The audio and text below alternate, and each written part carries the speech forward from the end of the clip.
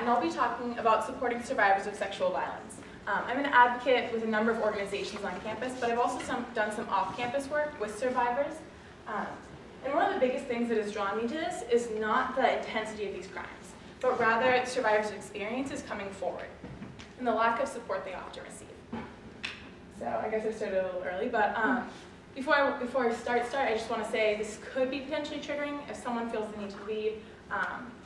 Don't make any assumptions about why they're leaving. Anyways, so at Georgetown, we are not exempt. Our rates match the national average. 1 in 4 Georgetown women and 1 in 33 Georgetown men will experience sexual assault before graduating. It happens here.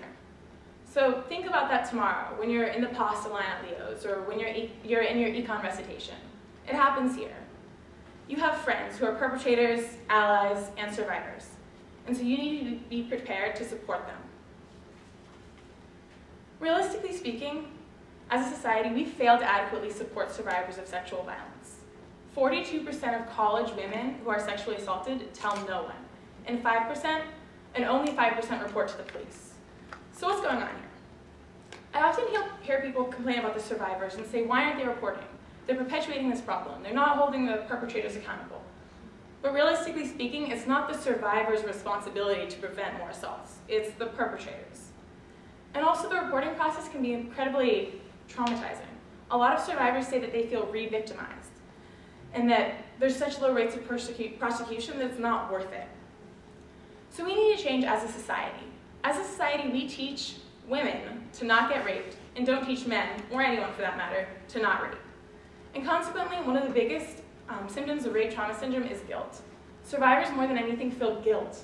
They ask themselves, what could I have done differently? I shouldn't have done that, or drank this, or been with them. When realistically speaking, it's not their fault. You have a right to do whatever you want, and sexual assault is never warranted. Yeah, we have these myths in our society that women are asking for it, or that men that just lose control, or that perpetrators are only these like sketchy, scary psychopaths who jump out of bushes.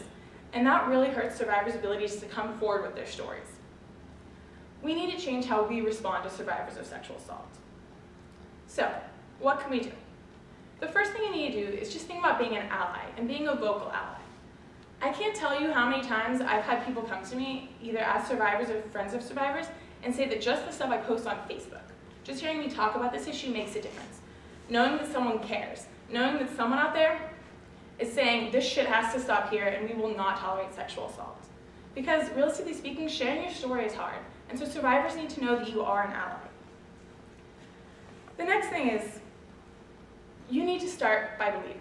So, if your roommate, brother, classmate, coworker comes to you and they say that they've experienced this, a lot of times their response from people is to be blamed or chastised for their behavior. You know, for example, drinking too much or dressing in an inappropriate way.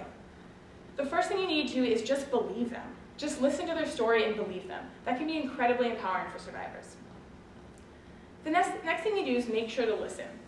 So especially if it's a friend, it can be traumatic for you too, hearing that this happened to someone who's so important to you, and that this happened within your community. And so we want to ask all these questions and find out more information because we're concerned and we want to have all the details and be able to support them, but then that turns into like an interrogation of sorts. And a lot of times survivors aren't ready to tell you everything. They may be able to tell you this much, or that something happened, but not everything. And so you just have to take their cue and just listen to what they're willing to share.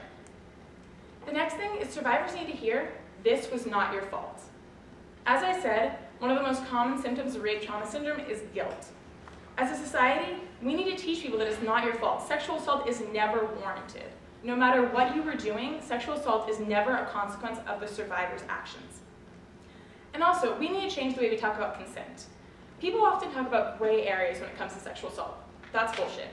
If there's a gray area, it's not consensual, and so there should never be a gray area in sex. That's not an excuse. The next thing you need to do is you need to make sure to validate the survivor's feelings. Survivors can feel a whole range of things. They can be afraid. They can be angry. They can be scared. They can be sad. They can be withdrawn. They might be showing no emotions. I've had a lot of survivors come to me and say, I feel like I'm going crazy. Or, I'm just not ready to do this. Or I'm not ready to move on. And that's okay. What they've gone through is incredibly traumatic. And it's important to validate and normalize what they're feeling. and let them know that whatever they're feeling is understandable and they have a right to feel that way. And finally, you have to empower them and provide them resources. So they've had their control and their autonomy taken from them. So it's really important not to tell survivors what to do, but rather empower them to make their own decisions. So a big way that comes up is in terms of telling people to report. First of all, there's a lot of reasons for and for not reporting, but also it's important for them to be able to make that decision on their own so they can regain that power. And finally, helping them find resources. There's a lot of resources out there that people just don't know about, both on campus and off campus. So not necessarily pushing them to use those, but showing them what those resources are and helping them navigate them. And finally, if you are supporting a survivor, it's traumatic for you too. So make sure that you're taking care of yourself. The Women's Center actually sees a lot more friends of survivors than survivors themselves.